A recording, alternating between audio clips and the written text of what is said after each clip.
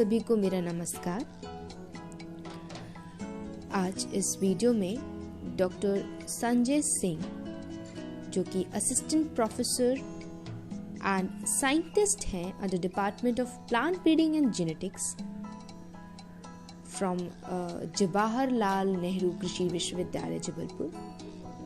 Doctor Sanjay Singh हमें spiral separator की उपयोगिता बताते हुए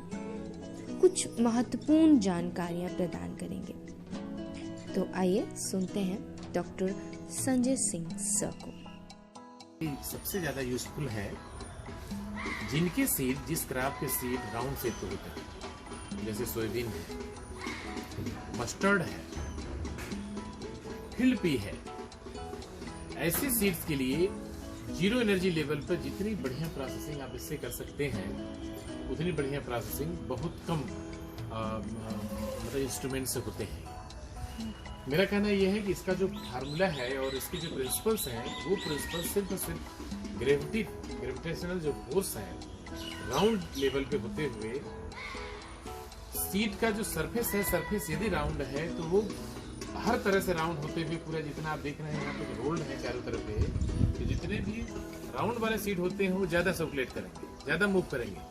तो ज्यादा मूव करने से इजीली वो फास्ट दूसरी तरफ गिरते हैं। जितने लाइट शेप के होते हैं, लाइट वेटेड होते हैं, और जिनका शेप भी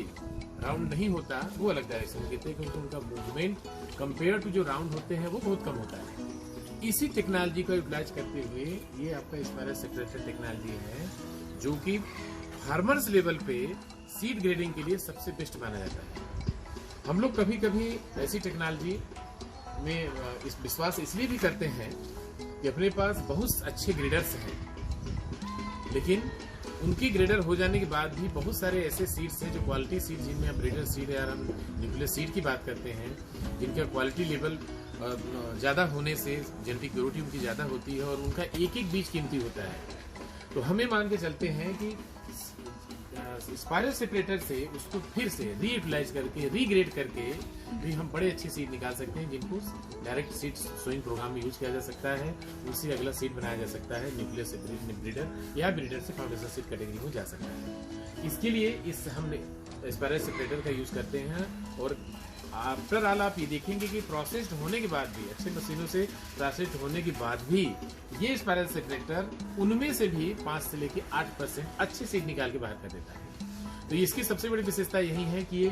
अगर राउंड है और सीड यदि वेटेड है तो ये अलग डायरेक्शन में मतलब फॉल होता है, और अगर सीड शेप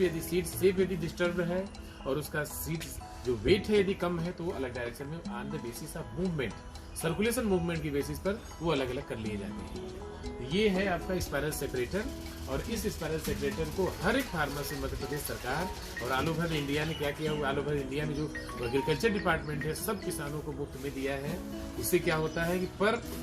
केजी जो हम चाहे एकड़ की बात करें या हेक्टेयर की बात करें कि सीड हमारा इतना लगना चाहिए,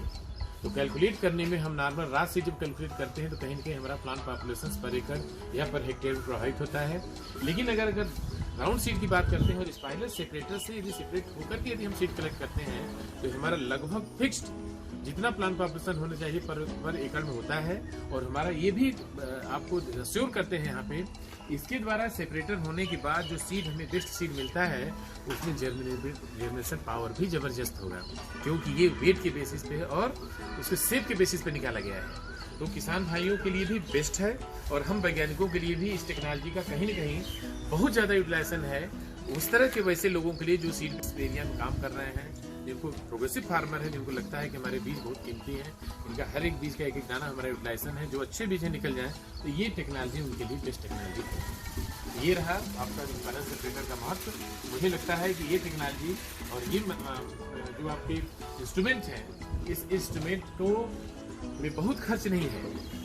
सस्ता आप देख रहे हैं, नॉर्मल छोटा सा टीन का बना हुआ है ये, और 2-3 आपको 3 ऐसे इसके स्टैंड से जिनको खड़ा किया गया है। और फिर जरा शुरू करना भाई थोड़ा सा, ये यहाँ जहाँ से सीड ऊपर है, सीड कलेक्शन का है ये, और उस बेसिस पे देखिए मेन जगह से बीज इसका गिरता है, और थोड़ा सा और आप देख रहे हैं यहाँ पे ये पूरा सीड इसके सर्कुलेशन के बेसिस पर, हर जगह सर्कुलेशन है, और पूरे सर्कुलेशन के बेसिस पर सीड की जो रोलिंग है on the basis of their seed shape and seed weight के बेसिस पर वो अलग अलग डायरेक्शन में जा रहे हैं।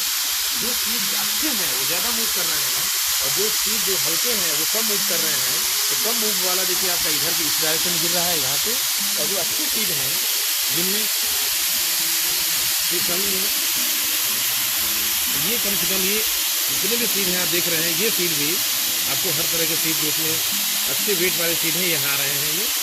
और इधर हम दिखाना चाहेंगे जिन सीड में